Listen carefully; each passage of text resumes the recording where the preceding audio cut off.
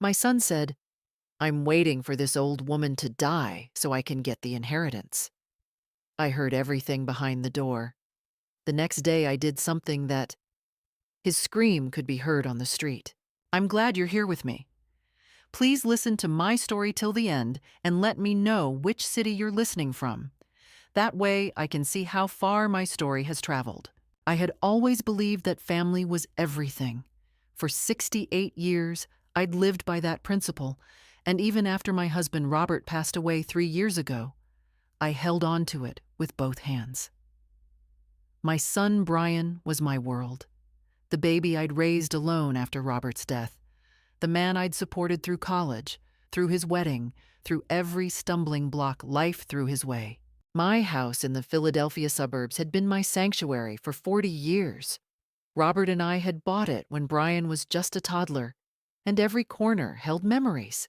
The kitchen where I'd taught Brian to bake cookies, the backyard where Robert had built him a treehouse, the living room where we'd celebrated every Christmas, every birthday, every milestone. I'd worked as a nurse for 35 years before retiring, and I'd saved carefully. Robert's life insurance and our combined pensions meant I was comfortable, not wealthy, but secure.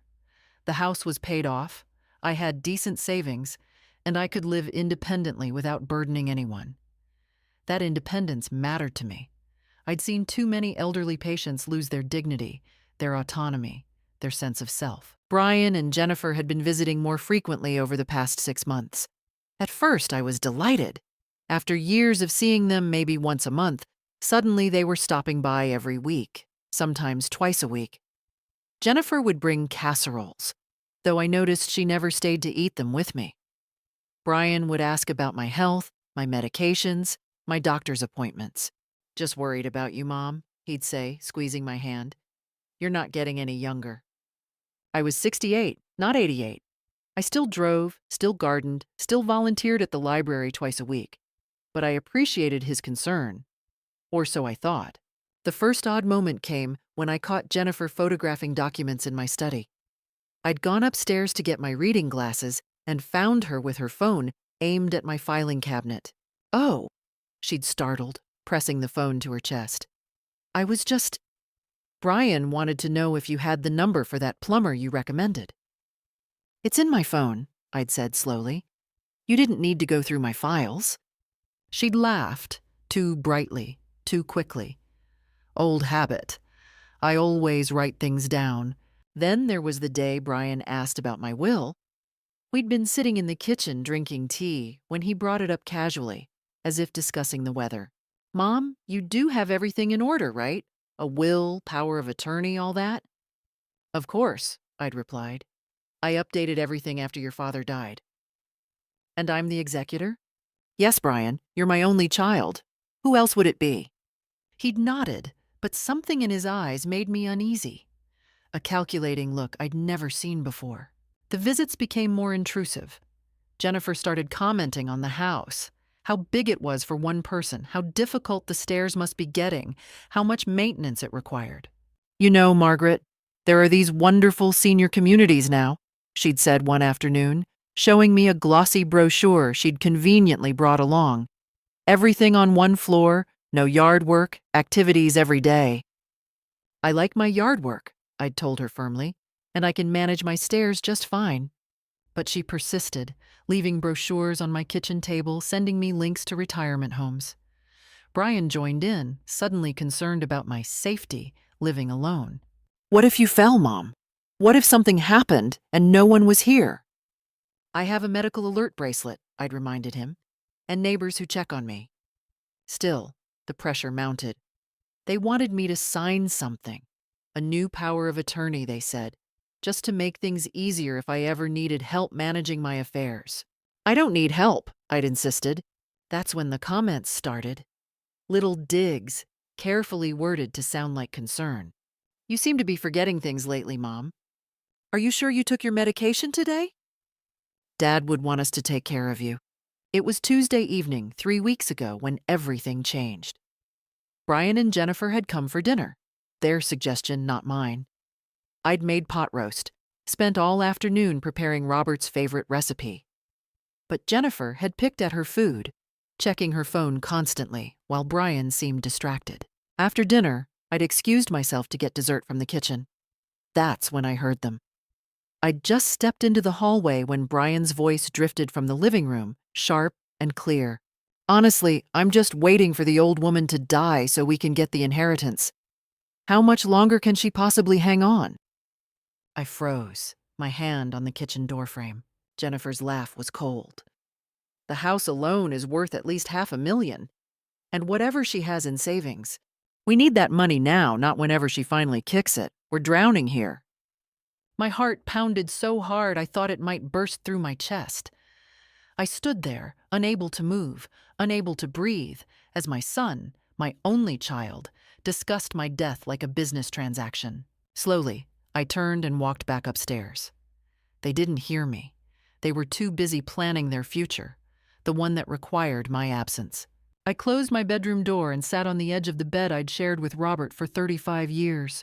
My hands were shaking. What had I done to deserve this?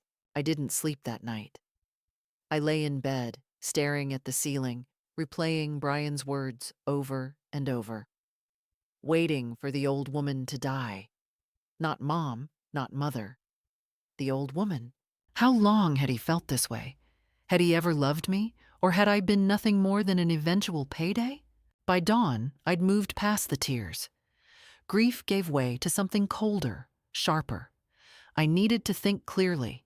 As a nurse, I'd learned to assess situations methodically, to separate emotion from action. That skill served me now. I made coffee and sat at the kitchen table with a notepad. What exactly did I know? They wanted my money. They wanted my house. They were impatient for me to die. And they'd been working on something. Those documents Jennifer photographed, the power of attorney they kept pushing, the comments about my memory and competence. Were they trying to have me declared incompetent? The thought sent ice through my veins. I'd seen it happen to patients. Family members swooping in, claiming their elderly relative couldn't manage their own affairs, getting conservatorship, controlling everything. I opened my laptop and started researching. Elder financial abuse, undue influence, conservatorship fraud. The articles I found were horrifying and familiar. Adult children draining parents' accounts, forcing them into nursing homes, isolating them from friends and other family. But I had no other family. No siblings, no cousins nearby. Robert's brother lived in Oregon. We exchanged Christmas cards but hadn't spoken in years. My friends were mostly my age or older, dealing with their own health issues and family problems. I was alone in this. No, not alone. I had something they didn't expect, I was aware. They thought I was oblivious, a naive old woman who trusted her loving son. That gave me an advantage. I needed to know exactly what I was dealing with. That afternoon, while supposedly napping, I went through my files carefully. Everything seemed in order: my will, my bank statements, my investment accounts. But something nagged at me. The next day, I called my bank. Just a routine check, I told them. Could they confirm who had access to my accounts? Let me see, the representative said. I heard typing. You have a joint account holder, Brian Wilson, added 6 months ago. My stomach dropped. I never added anyone to my accounts. According to our records, you came in last March, and I was in the hospital last March. I'd had a minor surgery, nothing serious, but I'd been admitted overnight. I couldn't have come to the bank. A pause. I see. Mrs. Wilson, you may want to come in and speak with our fraud department. I made an appointment for the following Monday. Then I called my lawyer's office, the attorney who'd handled Robert's estate. But the receptionist informed me he'd retired last year. We can refer you to someone else in the practice, she offered. No, I said carefully. Thank you, but I'll find someone on my own. I didn't know who I could trust. Brian might have connections to Robert's old lawyer. I needed someone completely independent. That evening, Brian called. Hey, Mom, just checking in. How are you feeling? How many times had he asked that question lately? Not, how are you? But, How are you feeling? As if expecting me to report illness, decline, incompetence. I'm fine, sweetheart, I said, keeping my voice warm. Just fine. Great. Jennifer and I were thinking of coming by this weekend. We could help you with some yard work. That's kind, but I've already hired someone. I hadn't, but I would. Oh. He sounded disappointed. Well, maybe we could just visit. Spend some time together. This weekend isn't good. I have plans. I didn't, but he didn't need to know that. Another pause. Plans? With friends from the library. We're going to a matinee and dinner. It was a lie, but it served a purpose. I needed them to see me as active, social, independent, not isolated and vulnerable. That's great, Mom. Really great. After we hung up, I sat in the growing darkness, thinking I needed a plan, not a vague idea, but a concrete strategy. First, secure my assets, get Brian off my accounts, change my passwords, document everything. Second, find out what they'd already done. Had they forged my signature on other documents? Were there other fraudulent accounts or agreements? Third, protect myself legally. Find a good attorney, update my will, or better yet, create a trust they couldn't contest. Fourth, gather evidence. If this went to court, and it might, I needed proof of their intentions, their manipulation, their fraud. The old Margaret would have confronted Brian directly, would have tried to understand, to fix the relationship, to believe there was some misunderstanding. But the Margaret who'd heard her son wish for her death was different. That Margaret understood that some betrayals couldn't be forgiven. Some relationships were already dead. I'd just been too blind to see the corpse. I pulled out my notepad and started writing. Names of banks, account numbers, dates I could remember. Everything I'd need to build my case. Brian wanted to wait for me to die? He was going to wait a very long time. And when I finally did go, he'd find out just how expensive his cruelty had been. Monday morning, I dressed carefully. My navy suit, the one I'd worn to Robert's funeral. Pearl earrings, sensible heels. I wanted to look competent, sharp, in complete control. The woman who walked into First Liberty Bank was not someone whose signature could be easily forged. The fraud department was on the second floor. A young woman named Rachel Mendez greeted me, her expression professional but sympathetic. Mrs. Wilson, I've pulled your account records. Can you walk me through your concerns? I explained about the joint account holder, about being in the hospital when the change was supposedly made. Rachel's fingers flew across her keyboard. I'm going to show you something, she said, turning her monitor toward me. This is the signature card from March 12th. There it was, my name, signed in handwriting that looked like mine but wasn't.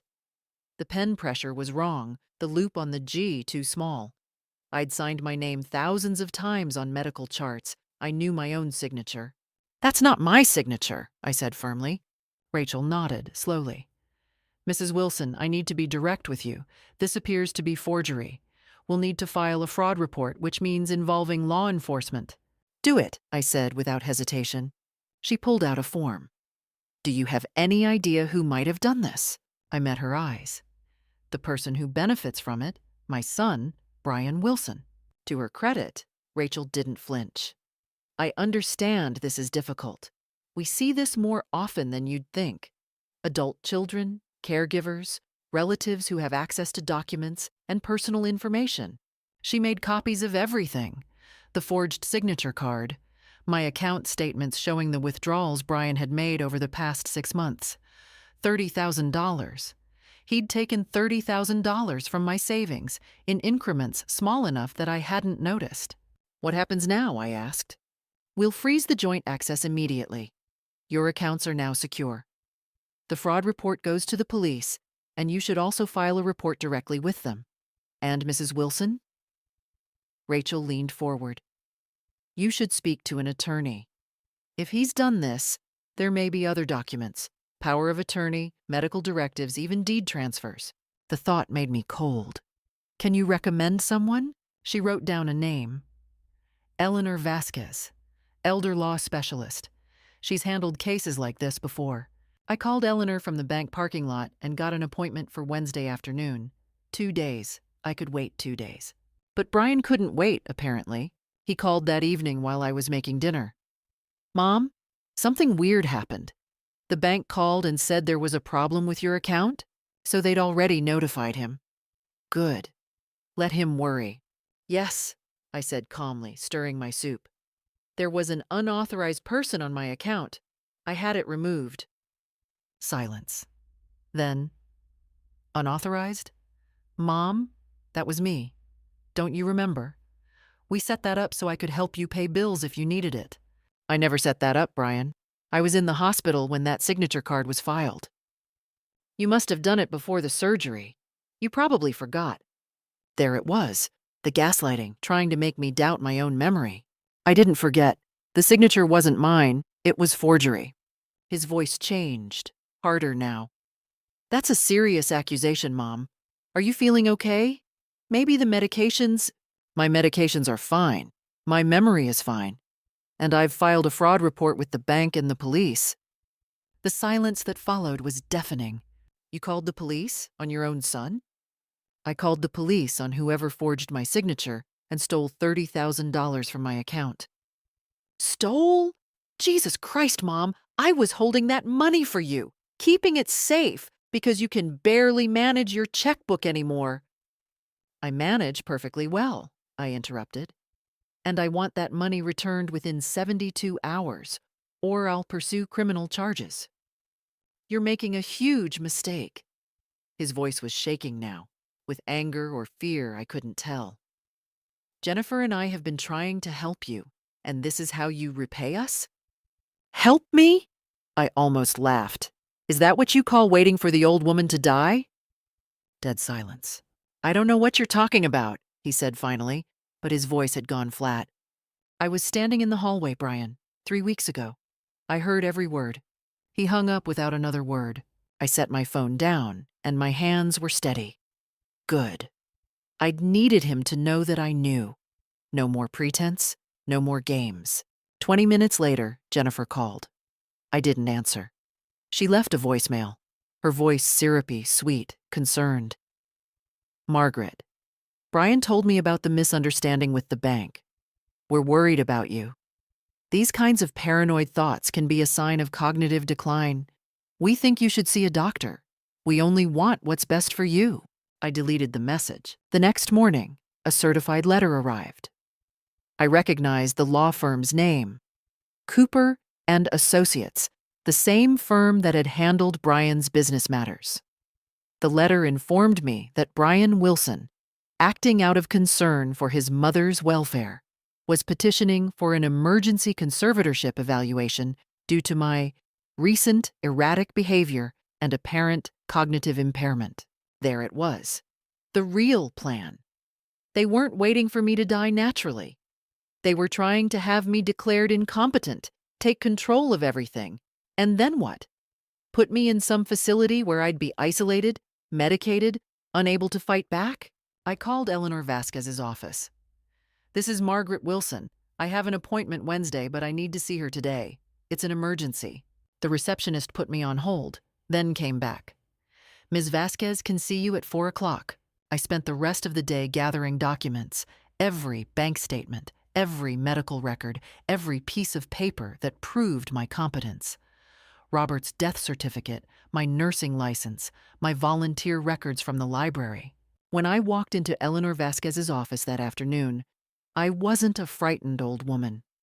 I was a nurse who'd spent 35 years documenting evidence, and I had everything they needed to bury my son's lies. Eleanor Vasquez was 60, sharp-eyed, with silver hair cut in a precise bob.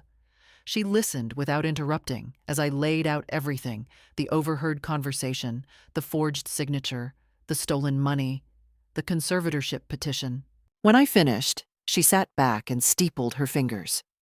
Mrs. Wilson, I'm going to be direct. Your son and daughter-in-law are following a playbook I've seen dozens of times. Isolate, undermine credibility, establish control, liquidate assets. The conservatorship petition is the critical move. Can he actually get it? Not if we move quickly. You're clearly competent. You're here. You've documented everything. You caught the fraud yourself. But family court judges can be swayed by a concerned child, especially if he brings witnesses who'll testify to your supposed decline. What do we do? Eleanor pulled out a legal pad. First, we file a response to his petition, including your medical records, cognitive tests, testimony from your doctors. We paint him as the problem, not you. Second, we get a restraining order preventing him from accessing your property or finances. Third, we create an ironclad trust and estate plan that he cannot contest. How long will this take? The conservatorship hearing is in 3 weeks. We have time, but we need to move fast. She paused. Mrs. Wilson, there's something else you should consider. If he's committed fraud, stolen from you, forged documents, you could press criminal charges. The district attorney might be very interested in this case. The thought of my son in handcuffs made my stomach turn. But then I remembered his voice. Waiting for the old woman to die. Let's start with stopping the conservatorship, I said. Then we'll see what's necessary. Over the next week, Eleanor moved like a force of nature. She subpoenaed my medical records, arranged for a psychiatric evaluation to prove my competence, filed a comprehensive response to Brian's petition, and drafted new estate documents. She also hired a forensic accountant to trace what Brian had done with my $30,000. The answer came back within days. He'd used it to cover his mortgage, car payments, and credit card debt. He and Jennifer were drowning financially, just as I'd overheard. Meanwhile, I underwent the psychiatric evaluation. Dr. Raymond Chen spent 3 hours with me, cognitive tests, memory exercises, psychological assessments. At the end, he smiled. Mrs. Wilson, you're sharper than most 40-year-olds I evaluate. Your son's petition is baseless. The hearing was set for October 18th, 10 days away. That's when Brian and Jennifer came to my house. It was Saturday evening. I was reading in the living room when I heard the key in the lock, the spare key I'd given Brian years ago for emergencies. I'd forgotten about it. They walked in without knocking. Brian's face was red, veins standing out on his forehead. Jennifer looked frightened, but determined. We need to talk, Brian said. I stood up slowly, deliberately. You need to leave. I've filed a restraining order. It hasn't been granted yet, Jennifer interrupted. We're still legally allowed to be here. What do you want? Brian moved closer. I want you to drop this insanity. The fraud claims, the hearing, all of it. You're making our family a laughingstock, humiliating us in front of everyone. You humiliated yourself when you forged my signature and stole my money. I didn't steal anything. That money was for your own good, to make sure you'd have care when you needed it. Funny how it ended up paying your mortgage? His expression turned ugly. You're going to regret this, Mom. We have witnesses who'll testify you've been acting strange, forgetting things, making irrational decisions. Dr. Patel will say you've been missing medical appointments. I haven't missed any appointments. And your neighbors will talk about how you've become a recluse, paranoid, refusing help from your loving family. I felt cold. You've been laying groundwork, getting people to doubt me.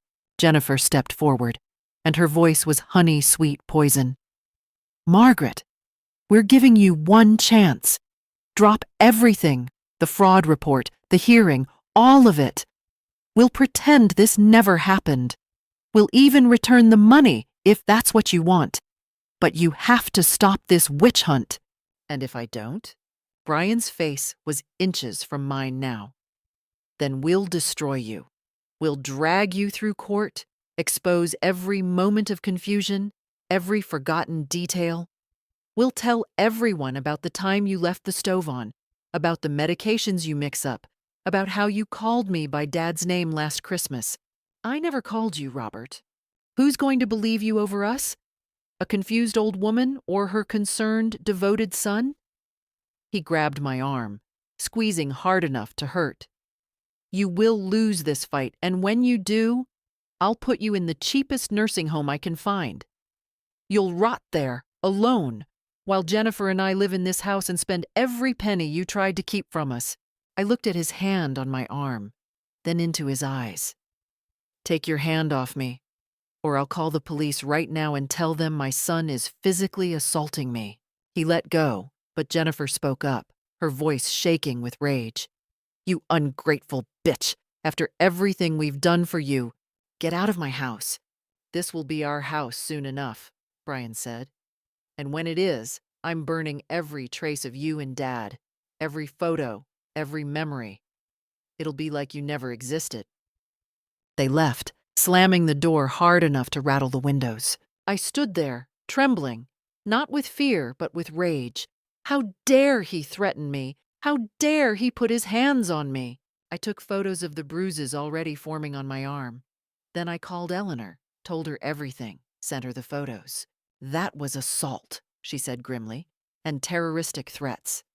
Mrs. Wilson, we're filing for an emergency restraining order tomorrow morning, and I think it's time to call the district attorney." But that night, after everything, I felt exhausted. The adrenaline drained away, leaving me hollow. I'd stood up to them, but the cost was becoming clear. This was my son, my only child, the baby I'd held, raised, loved. Was there any part of that boy left in the man who'd threatened me tonight? I took the next few days for myself. Eleanor handled the legal matters. I stayed home, tended my garden, tried to find peace in routine. The restraining order was granted. Brian and Jennifer were prohibited from coming within 500 feet of me or my property. I needed these quiet days. The battle wasn't over. It had only just begun. The letter arrived on Wednesday, slipped through my mail slot in a cream-colored envelope. I recognized Jennifer's handwriting, the careful, rounded script she used for thank you notes and holiday cards. Inside was a single sheet of expensive stationery. "Dear Margaret, I've been doing a lot of thinking since our last conversation, and I owe you an apology. Brian and I have been under tremendous stress. His job situation has been difficult, and we've made some poor decisions in our panic. But that's no excuse for how we've treated you. I want you to know that I've always loved you like my own mother. You welcomed me into your family with open arms, and I've never forgotten your kindness. The thought that I've hurt you breaks my heart." Brian is too proud to say this, but he's devastated. He loves you so much, and the idea that he might lose you, not to death, but to this terrible misunderstanding, is destroying him. "Please, can we talk? Just you and me, woman to woman? I think if we could sit down together, we could work this out. Family is too precious to throw away over money. I'm willing to admit we made mistakes. Are you willing to forgive us? With love and hope, Jennifer." I read it twice, then set it aside.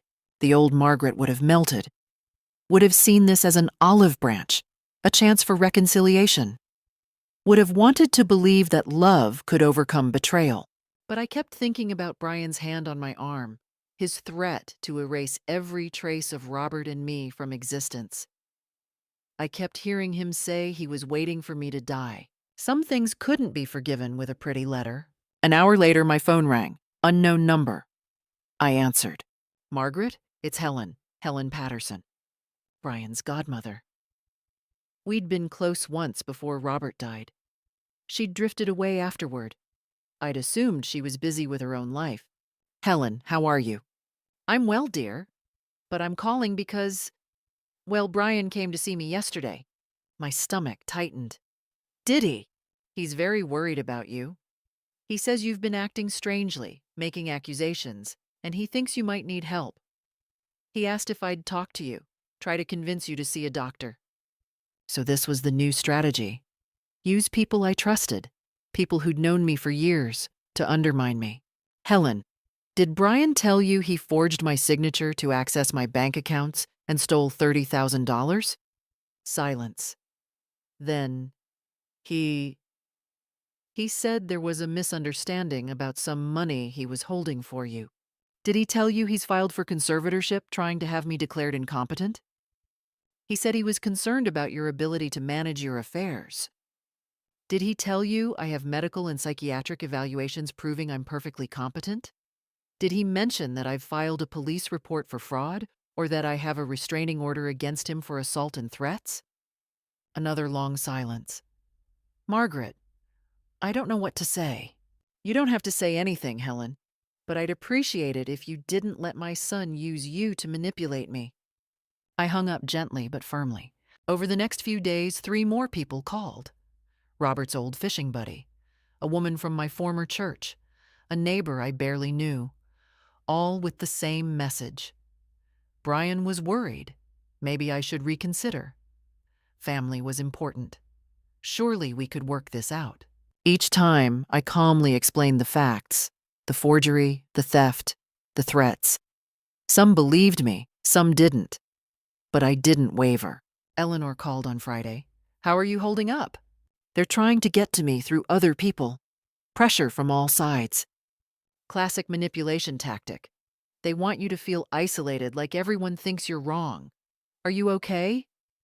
I'm fine, I said, and realized I meant it. I know what's true. That's enough. Good, because I have news. The DA's office is interested. They want to meet with you next week. That evening, I did something I hadn't done in months. I went to the library for the volunteer social hour. I'd been avoiding it, too wrapped up in my own problems. But I needed to be around people who knew me as myself, not as someone's difficult mother. Carol Martinez, the head librarian, greeted me with a hug. Maggie, we've missed you. I've missed you too. We had coffee and cookies in the staff room, chatting about books and library politics and everything except my personal drama. It felt normal, grounding. Then Carol said quietly, Are you okay? You seem different. And somehow, sitting there with this woman I'd worked alongside for 5 years, I found myself telling her everything. She listened without interrupting. When I finished, she reached across the table and took my hand.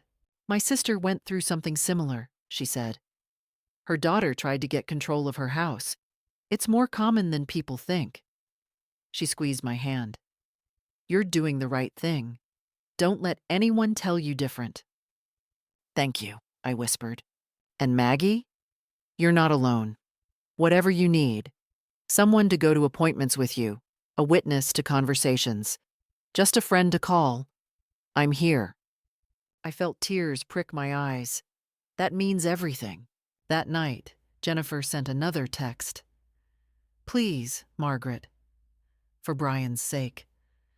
For the sake of the grandchildren you might have someday. Don't destroy our family over pride. Grandchildren I might have someday. The manipulation was so transparent it was almost funny. I blocked her number. Then I made myself tea, sat in Robert's favorite chair, and felt something I hadn't felt in weeks. Peace. Not happiness, exactly, but certainty. I was on the right path, and I wasn't walking it alone. The restraining order had a loophole Eleanor warned me about.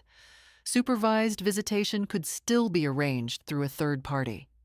I didn't expect Brian to use it. But on Saturday afternoon, my doorbell rang. Through the window, I saw Pastor Mike from the church I used to attend, the one I'd left after Robert died because grief made sitting through services unbearable. I opened the door cautiously. Pastor Mike? Hello, Margaret. His smile was warm but uncomfortable. I hope you don't mind the unexpected visit. Brian asked if I could facilitate a conversation between you both. Just to talk, find some common ground. Behind him, sitting in a car at the curb, were Brian and Jennifer. My first instinct was to slam the door. But Eleanor's voice echoed in my head. Document everything. Witnesses are valuable. Come in, I said, all of you. Pastor Mike looked relieved. He signaled to the car, and Brian and Jennifer emerged, walking up the path like mourners approaching a funeral. We sat in the living room, me in Robert's chair, them on the sofa, Pastor Mike in the wingback chair playing mediator. Margaret, Pastor Mike began gently, Brian has shared with me that there's been some family conflict. He's hoping we can find a path toward reconciliation. Has he told you what the conflict is about? I asked. He mentioned some disagreements about financial management and healthcare decisions. He forged my signature, stole $30,000, and tried to have me declared incompetent so he could control my assets, I said evenly. Those aren't disagreements. Those are crimes. Pastor Mike blinked. Brian, is this true? Brian's face rearranged itself into an expression of patient suffering. Mom has gotten some things confused. There was a joint account that we set up together for her convenience. Stop, I interrupted. I was in the hospital during surgery when that signature card was filed. The bank has confirmed the signature is forged. You're misremembering. I have the police report. I have the forensic document analysis. Don't lie to a pastor in my living room. Jennifer spoke up, her voice trembling.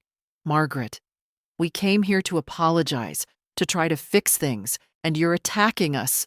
You came here to manipulate me into dropping the charges before the conservatorship hearing. Pastor Mike shifted uncomfortably. Perhaps we should all take a breath. I don't need a breath, I said. I need my son to admit what he's done and return what he stole. Brian's mask slipped. You're really going to do this? Drag me to court, humiliate me, destroy my reputation over money? You destroyed your own reputation when you committed fraud. I'm your son. His voice rose. Your only child. Dad would be ashamed of you for treating me like this. The invocation of Robert was like gasoline on fire. I stood up. Don't you dare speak for your father. Robert would be horrified by what you've become. Jennifer stood too, her face flushed. You self-righteous bitch. We've spent years catering to you, listening to your endless stories about the good old days, pretending to care about your boring volunteer work. Jennifer, Brian started. No, she whirled on him. I'm done pretending. Your mother is a miserable old woman who's holding on to money she'll never spend while we're drowning. She could help us, but instead she's hoarding everything like some bitter miser. I worked for my money, I said coldly. I saved it. It's mine, not yours. You're going to die alone, Jennifer spat. No family, no one who cares, rotting in this house with your precious memories. Was it worth it? Choosing money over your son? I didn't choose money over my son.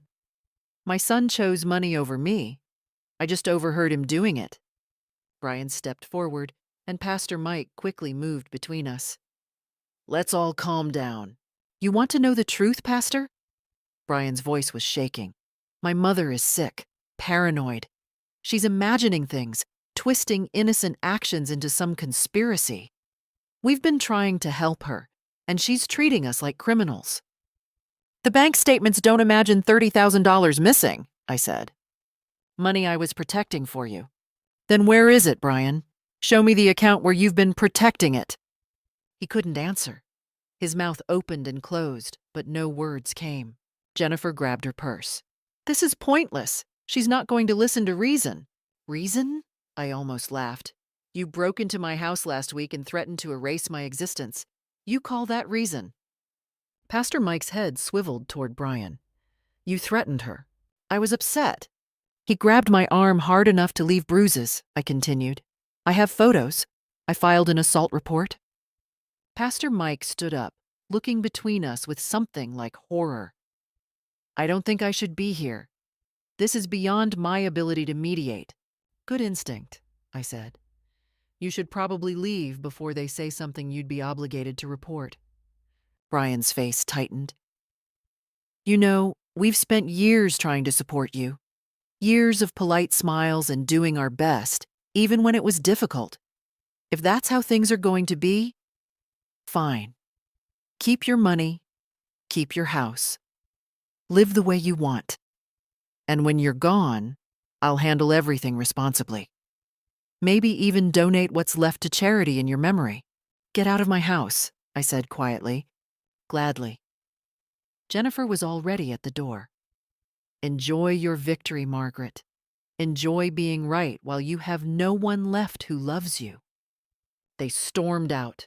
Pastor Mike lingered, looking shaken. Margaret. I had no idea. It's all right. Thank you for trying. After he left, I locked the door and leaned against it, my heart racing. My hands were shaking. Jennifer's words echoed, "Die alone. No one who loves you." Was she right? Had I chosen pride over family? No. I'd chosen dignity over abuse, truth over lies, self-respect over manipulation. But God, it hurt. I went to the bathroom and splashed cold water on my face. In the mirror, I saw a 68-year-old woman with tired eyes but a straight spine. I saw someone who'd spent her whole life caring for others and finally, had learned to care for herself. The fear was still there, fear of being alone, fear of losing the last connection to the family I'd built. But underneath it burned something hotter and brighter. Determination. They wanted me broken? I'd show them what a woman with nothing left to lose could do. The courtroom was smaller than I'd imagined from TV shows. Fluorescent lights hummed overhead, and the air smelled of floor polish and stale coffee. Eleanor sat beside me at the plaintiff's table, her briefcase open, documents arranged in perfect order. Across the aisle, Brian and Jennifer sat with their attorney, Marcus Cooper, a man in his 50s with slicked back hair and an expensive suit. Brian wore a navy suit and a somber expression, playing the concerned son. Jennifer dabbed at her eyes with a tissue, the grieving daughter-in-law. I wore my burgundy dress, pearls, and my nursing pin. I wanted the judge to see exactly who I was. Judge Patricia Hernandez entered, and we all stood. She was younger than I expected, maybe 50, with sharp eyes behind wire-rimmed glasses. "Please be seated. We're here for the matter of Brian Wilson's petition for conservatorship over Margaret Wilson. Mr. Cooper, you may present your case." Cooper stood smoothly. "Your Honor, this is a heartbreaking situation. Brian Wilson is a devoted son who's watched his mother's cognitive decline with growing alarm. Mrs. Wilson has begun making erratic financial decisions, accusing family members of theft, filing baseless police reports. She's isolated herself from friends and family, showing classic signs of paranoid delusions associated with early dementia." I kept my face neutral, but I felt Eleanor's hand briefly touch mine under the table. "Steady. We have witnesses who'll testify to her declining state," Cooper continued. "Her doctor, neighbors, family friends. Mr. Wilson isn't seeking this conservatorship out of greed. He's trying to protect his mother from herself before she squanders her savings or worse, hurts herself." Judge Hernandez looked at me. "Mrs. Wilson, you're represented by counsel." Eleanor stood. "Eleanor Vasquez, Your Honor, and will be vigorously contesting this petition." "I assumed as much. Mr. Cooper, call your first witness."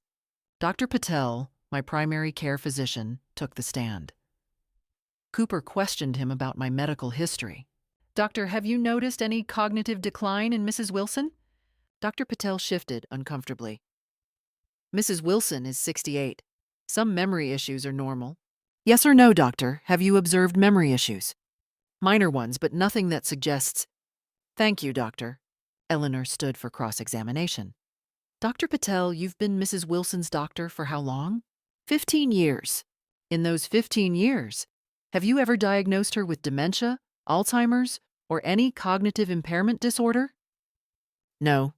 "Have you ever recommended she be placed under conservatorship or deemed incompetent?" "Absolutely not." "In fact, didn't you recently clear her for volunteer work that requires extensive mental acuity, cataloging rare books at the library?" "Yes, I did. Thank you, doctor." Cooper called Helen Patterson next. She testified reluctantly that I'd seemed confused during our last phone call, that I'd made wild accusations about Brian. Eleanor's cross-examination was surgical. "Mrs. Patterson, when did you last spend time with Mrs. Wilson in person?" "About 3 years ago." 3 years. So your testimony about her current mental state is based on one phone call? "Well, yes, but—" "And during that call, Mrs. Wilson told you about documented bank fraud. Did you verify whether that fraud actually occurred?" Helen hesitated. "No." "So you dismissed her concerns without investigating them? No further questions?" Cooper called 2 neighbors who testified I'd become withdrawn. stopped attending community events, seemed paranoid. Eleanor established that both neighbors had been approached by Brian weeks earlier, asking them to keep an eye on me, planting seeds of doubt. Then Cooper called his star witness, Jennifer. She took the stand with red-rimmed eyes, clutching her tissue. Cooper led her through a narrative of my supposed decline, forgotten appointments, repeated conversations, confusion about dates. Mrs. Wilson, can you describe the incident that most concerned you? Jennifer's voice trembled. She accused us of stealing from her. She said we'd broken into her accounts, forged documents. She was so agitated, so convinced of this conspiracy. It broke my heart to see her like that. And how did you respond? We tried to help her. We offered to take her to a neurologist to get her evaluated. But she refused. She's gotten so paranoid that she can't accept help from the people who love her most. Judge Hernandez looked skeptical, but Cooper pressed on. No further questions. Eleanor stood and her smile was cold. Mrs. Wilson, Jennifer, may I call you Jennifer? I suppose. Jennifer, you testified that my client accused you of forging documents. Are you aware that First Liberty Bank has confirmed that the signature on the joint account application was indeed forged? Jennifer's face paled. That's impossible. There must be a mistake. Are you aware that a forensic document examiner has verified the forgery? I don't know anything about that. Really? Because the account in question has your husband's name on it. The account from which $30,000 was withdrawn over 6 months. You knew nothing about this? Brian handles our finances. So you're testifying that your husband committed fraud without your knowledge? I'm not testifying to anything. You're twisting my words. Eleanor pulled out a document. Your Honor, I'd like to enter into evidence the bank's fraud report, the forensic analysis, and statements showing where the stolen money went, directly to paying the Wilsons' mortgage and credit card debt. Judge Hernandez took the documents, her expression hardening. Eleanor turned back to Jennifer. You also testified about my client's paranoid accusations. But if the fraud is real, documented, and proven, then she wasn't paranoid, was she? She was accurate. Jennifer's mouth opened and closed. We were trying to help. By stealing her money? It wasn't stealing, it was… Yes? Eleanor's voice was sharp. Please finish that sentence, what was it? Jennifer couldn't. She dissolved into tears and Cooper called for a recess. After the recess, Eleanor called me to the stand. I placed my hand on the Bible and swore to tell the truth, as if I'd do anything else. Eleanor walked me through my background, my nursing career, my volunteer work, my medical history. Then she showed the judge my recent psychiatric evaluation. Dr. Chen evaluated you for 3 hours. What was his conclusion? That I'm cognitively intact with no signs of dementia or impairment. He said my memory and reasoning skills are above average for my age. Why did you have this evaluation done? Because I knew my son would claim I was incompetent. I wanted proof that I'm not. Let's talk about the bank fraud. How did you discover it? I explained everything calmly, methodically. The overheard conversation, the bank investigation, the forged signature, the stolen money. Mrs. Wilson, why do you think your son filed for conservatorship? Because I caught him. Because I filed fraud charges and he needed to discredit me before this went to trial. Do you love your son? The question caught me off guard. I did. I don't know if I still do. I love who he used to be, or who I thought he was. But the man who threatened to erase my existence, I don't know that person. Eleanor let that hang in the air. No further questions. Cooper approached for cross-examination, but he was floundering now. Mrs. Wilson, isn't it true that you've become isolated from your community? I volunteer at the library twice a week. I have friends. I'm not isolated. Your neighbors say you've become withdrawn. My neighbors were coached by my son to say that. You've accused your own son of serious crimes based on overhearing one conversation, based on bank records, forensic evidence, and his own admission when confronted. Cooper had nothing. He sat down. Judge Hernandez reviewed her notes. The courtroom was silent except for the scratch of her pen. Finally, she looked up. "I'm ready to rule." My heart hammered. "Mr. Wilson, I'm denying your petition for conservatorship. Mrs. Wilson has demonstrated clear competence. She's articulate, organized, and rational. Her medical and psychiatric evaluations support this. The evidence shows not cognitive decline, but justified concern about actual fraud." Brian's face went white. "Furthermore," Judge Hernandez continued, her voice hard, "I'm troubled by what's been presented here. The documented bank fraud, the forged signature, the timing of this petition. It suggests an attempt to use the courts to silence a victim of financial exploitation. I'm referring this matter to the district attorney's office for investigation." "Your Honor," Cooper started. "I'm not finished. I'm also granting Mrs. Wilson's request for a permanent restraining order against Brian Wilson and Jennifer Wilson. They are prohibited from contacting her, approaching her property, or interfering with her financial or medical affairs. This order is effective immediately." She banged her gavel. "We're adjourned." Brian stood up, his face twisted with rage and disbelief. Jennifer was crying, but not the delicate tears from earlier. These were harsh, ugly sobs. Eleanor gathered her documents. "Congratulations, Margaret." I nodded, but I felt hollow. I'd won. But the cost was everything. As we left the courtroom, Brian shouted after me, "You've ruined us. Are you happy now?" I turned to face him. "No, Brian, I'm not happy, but I'm free." 2 weeks later, I sat in the district attorney's office. Assistant DA Rebecca Torres reviewed my case files. "Mrs. Wilson, we have enough evidence to charge your son with forgery, fraud, and elder financial abuse. These are serious felonies. He could face prison time."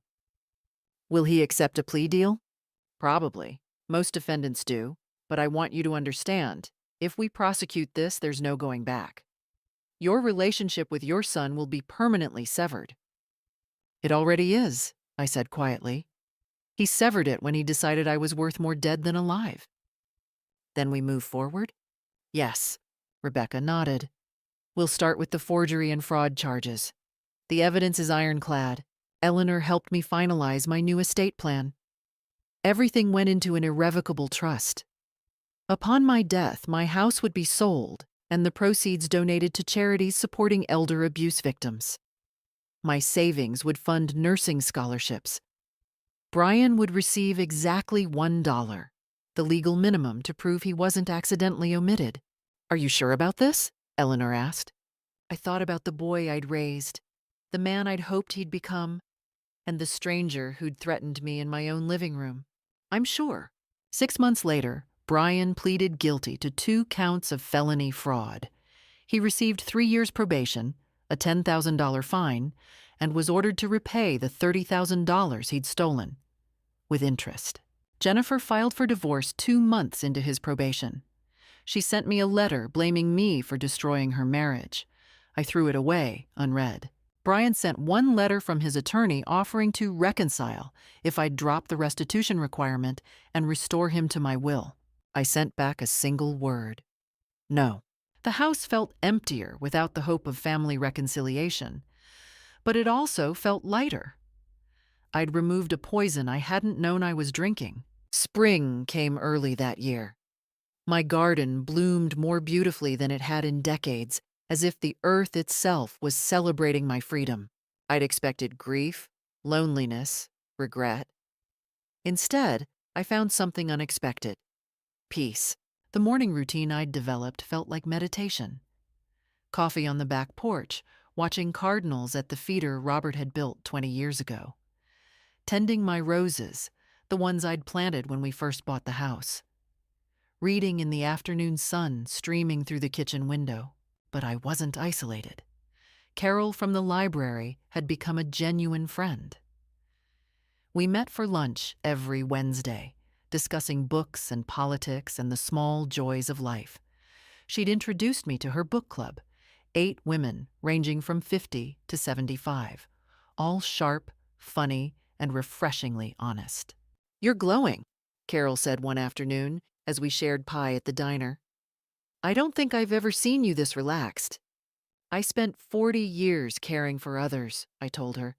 My patients, my husband, my son. It's strange, but losing Brian freed me to finally care for myself. Through Carol, I'd also met David Chen, Dr. Chen's brother, a widower my age who volunteered at the library's literacy program. We'd started having coffee after our volunteer shifts. Nothing romantic, just easy companionship with someone who understood loss and rebuilding. You know what I don't miss? I told him one Saturday as we reorganized the children's section. Walking on eggshells.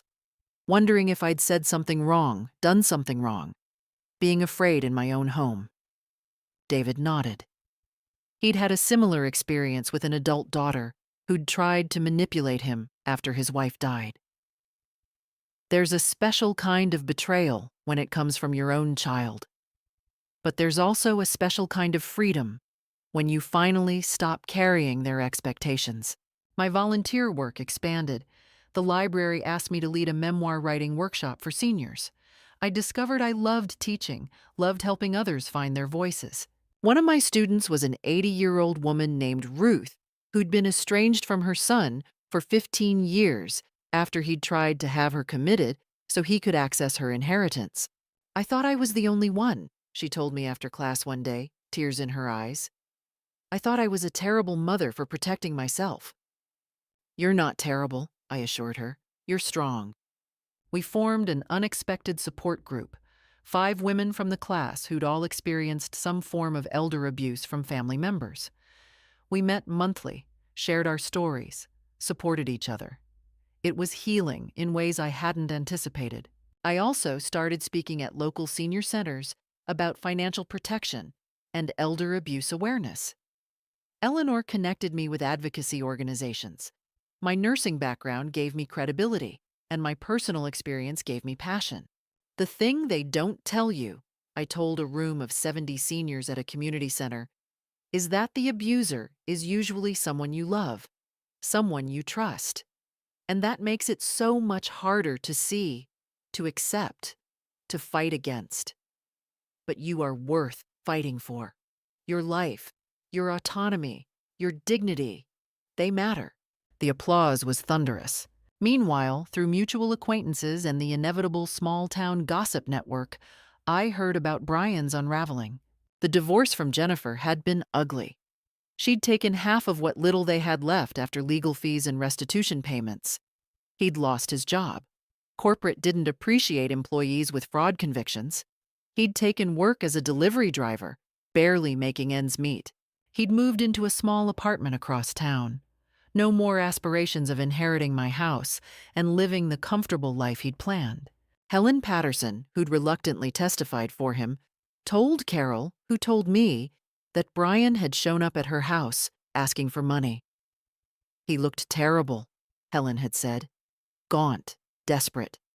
He tried to tell me it was all your fault, that you'd destroyed his life out of spite. What did you tell him? Carol asked. I told him that he destroyed his own life the moment he forged his mother's signature. Jennifer had apparently moved to North Carolina to live with her sister, leaving no forwarding address for Brian. The divorce papers cited financial irresponsibility and criminal behavior as grounds. I felt no satisfaction in Brian's suffering, no triumph, just a quiet, settled sense that consequences had found their proper home. My lawyer, Eleanor, had become another friend. We had lunch quarterly to review my estate plan, but mostly we talked about our lives, our work, our hopes for the future. You've built something remarkable, she told me at our last meeting. Not just legally protecting yourself, but creating this whole new chapter. How many of my clients curl up and disappear after family betrayal? You bloomed. I had good soil, I said, thinking of Carol, David, Ruth, and all the others who'd become my chosen family. And I finally had room to grow. That evening, I sat in my garden as the sun set, painting the sky in shades of amber and rose. My phone buzzed, a text from David asking if I wanted to try that new Vietnamese restaurant next week. I smiled and typed yes. Somewhere across town, Brian was probably sitting in his cramped apartment, bitter and alone, convinced he was the victim of my cruelty. But here, in the home I'd protected, surrounded by the life I'd reclaimed, I knew the truth. I wasn't cruel for defending myself. I was just finally, beautifully free. So what would you do if you overheard your child wishing for your death? Would you confront them? Forgive them? Or would you do what I did? Protect yourself, even if it meant losing them forever? There's no easy answer. Every family, every betrayal is different. But I'll tell you this: you are worth protecting. Your dignity, your life's work, your peace, they matter. If my story resonated with you, please share it. Leave a comment telling me what you would have done. And if you want to hear more stories like this, stories about ordinary people facing extraordinary betrayals, subscribe to my channel. Thank you for listening. And remember, it's never too late to choose yourself.